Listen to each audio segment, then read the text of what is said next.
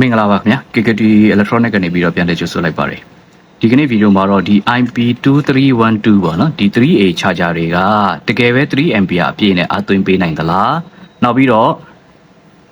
သူ့ထဲကိုဝင်တဲ့ခေါင်းတွေပေါ့နော် charger ခေါင်းတွေပေါ်မူတည်ပြီးတော့မှနော်ဒီဖုန်းအသွင်းခေါင်းပေါ်မူတည်ပြီးတော့မှသူ့ရဲ့ ampere အသွင်းပေးတဲ့ ampere နှုန်းကပြောင်းလဲသွားမလားဆိုတာကိုတစ်ချက်လောက်ကျွန်တော်တို့ကြည့်ကြည့်ပါမယ်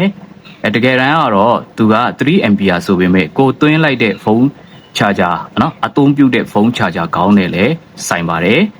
ကျွန်တော်တို့ကတာမန်ဖုန်းအသွင်းခေါင်းပေါ့နော်ဒီ 5V 2A ထွက်တဲ့ခေါင်းတွေအသုံးပြုမယ်ဆိုရင်သူက 3A အထိမထုတ်ပေးနိုင်ပါဘူး။ဘာကြောင့်လဲဆိုတော့အဝင်ဝက်ကနည်းနေလို့ဖြစ်တယ်ပေါ့နော်။ဒါကြောင့်မို့လို့သူ့ကို 3A အထိထုတ်သုံးခြင်းတယ်ဆိုရင်တာမန်ဖုန်းအသွင်းခေါင်းတွေမဟုတ်ဘဲနဲ့ဝက်များတဲ့ပေါ့နော်ဥပမာ 18W တို့နောက်33W တို့စသဖြင့်ပေါ့နော်အဲ့လိုမျိုးဝက်များတဲ့ဖုန်းအသွင်းခေါင်းတွေကိုအသုံးပြုပေးရမှာဖြစ်ပါတယ်ဒီတော့ကျွန်တော်တို့ဒီနေရာမှာလက်တွေ့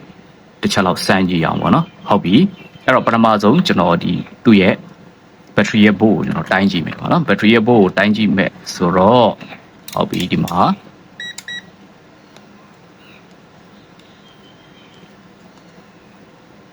ဘက်ထရီရဲ့ဘို့ကိုတိုင်းလိုက်တဲ့အခါမှာ 3.98 ရှိတယ်3.98ဆိုတော့ဒါအပြည့်ခံကြီးအခြေအနေရှိတယ်ပေါ့နော် 4.2 ဘို့မှာအပြည့်မှာဖြစ်တယ်ကျွန်တော်တို့ဒီမှာEVE ပေါ့နော် 2.55 AH ပေါ့2550 mAh ပေါ့နော်အဲ့ဒါတွေကို6လုံးအသုံးပြုထားတယ်2500နဲ့တွက်မယ်ဆိုရင်6လုံးဆိုတော့1000ခွဲ mAh ရှိတယ်ပေါ့နော်ဒီကောင်လေးဟုတ်ပြီအဲ့တော့ဒီ 3A IP2312 ကတ်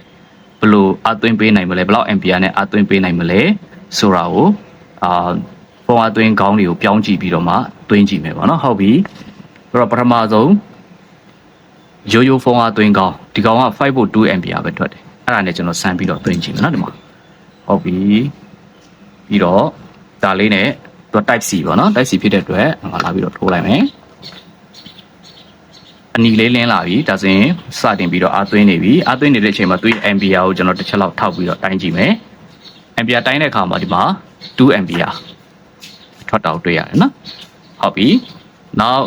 သူ့ရဲ့အသွင်းခေါင်းကိုကျွန်တော်ပြောင်းကြည့်မယ်နောက်တစ်ခုကကြတော့ကျွန်တော်တို့ကဘာသုံးမလဲဆိုတော့ 67W charger ကိုအသုံးပြုကြည့်မယ်ဒီထက်ဝက်နည်းတဲ့ဟာဆိုရင်လည်းရပါတယ်နော် 18W တို့နောက် 33W တို့အဲ့ဒါကြီးလည်းရပါတယ်ဒီခေါင်းနဲ့ပြောင်းပြီးတော့ကျွန်တော်သွင်းကြည့်မယ်โอเคအဲ့လိုအနီလေးလေးမေးဆိုရင်အားစသွင်းနေပြီအဲ့ချိန်မှာဘယ်လောက် ampere နဲ့သွင်းမလဲဆိုတော့ဒီမှာ 3.3 ampere လောက်နှုန်းနဲ့အားသွင်းနေတာကိုတွေ့ရပါတယ်ဒါကြောင့်မို့လို့ကျွန်တော်တို့ကဒီ IP2312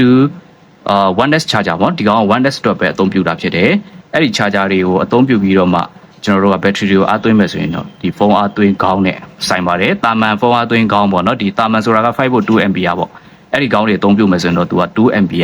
နောက် 2.1 2.2 စသဖြင့်ပေါ့အဲ့လောက် ampere နဲ့ပဲသွင်းပေးနိုင်မှာဖြစ်ပါတယ်ပေါ့နော်ဟုတ်ပြီဒါလေးကတော့လွန်ခဲ့တဲ့နှစ်လောက်ကကျွန်တော်စင်ပေးခဲ့တဲ့ power bank မီးအိမ်လေးပေါ့ power bank လည်းအသုံးပြုလို့ရတယ်နောက်မီးအိမ်အဖြစ်လည်းအသုံးပြုလို့ရတဲ့ဟာလေးပေါ့နော်ဒါလေးကဒီ IP2312 ကတ်လေးနည်းနည်းချော်သွားလို့ပြန်ပြီးတော့ထိုင်ပေးထားတာပေါ့နော်ဒီအထိုင်လေးပြုတ်သွားလို့ပြန်ပြီးတော့လဲပေးထားတာဖြစ်ပါတယ်အခုချိန်ထိအောင်ကောင်းကောင်းမွန်မွန်အသုံးပြုလို့ရနေသေးတာကိုတွေ့ရတယ်ပေါ့နော်ဟုတ်ပြီသူ့ရဲ့စင်ပုံစင်နည်းအသေးစိတ်ပိုင်းညာပေါ့နော်ဒီ circuit diagram တွေရဲ့စတော့ကျွန်တော်သင်တန်းမှာအကုန်လုံးပြောပြပေးထားတယ်နော် basic DIY electronic and AC/DC power station များစင်နည်းဆိုပြီးတော့သင်တန်းဖွင့်ထားတာရှိတယ်အဲ့ဒီသင်တန်းထဲမှာဒီလိုမျိုး DIY ပြုလုပ်တဲ့နည်းတွေပေါ့နော်အဲ့ဒါတွေကစနောက်အတွက်ချက်တွေကစပေါ့နော်အကုန်လုံးကျွန်တော်ပြောပြထားတာဖြစ်တယ်နောက်ငါးဖမ်းဆက်တွေပေါ့နော်ဒီငါးဖမ်း short ဘုံတွေမှာ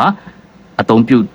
မဲ့နော်အပြုံးပြုတ်လို့ရတဲ့ကျွန်တော်ကိုယ်တိုင်လည်းအများကြီးထုတ်ခဲ့ပြီးဖြစ်တဲ့ဘက်ထရီပေါ့နော်ဒီလီယာယွန်ဘက်ထရီနောက်လိုက်ပိုဘက်ထရီစင်ပုံစင်နည်းတွေကစတော့အကုန်လုံးသင်တန်းမှာပြောပြပေးထားတာရှိတယ်ပေါ့နော်အဲ့တော့သင်တန်းကိုလည်းပဲကိုယ်စိတ်ဝင်စားရဲဆိုရင် join လုပ်ရတယ်ဆိုတာကိုဒီညမှာတစ်ခါတည်းကျွန်တော်ကြော်ညာဝင်ချင်ပါတယ်ဟုတ်ပြီအဲ့တော့ဒါလေးပါပဲပေါ့နော်ဒီ IP2312 ရဲ့ ampere အသွင်းတဲ့ ampere ပြောင်းလဲပုံပေါ့နော်ခေါင်းပေါ်မူတည်ပြီးတော့နော်ကိုအသွင်းပေးလိုက်တဲ့ခေါင်းပေါ်မူတည်ပြီးတော့ ampere လည်းပြောင်းသွားတယ်ဆိုတော့ကိုနောက်ဒီညမှာလာပြီးတော့ပြောပြတာဖြစ်ပါတယ်ကျေးဇူးတင်ပါတယ်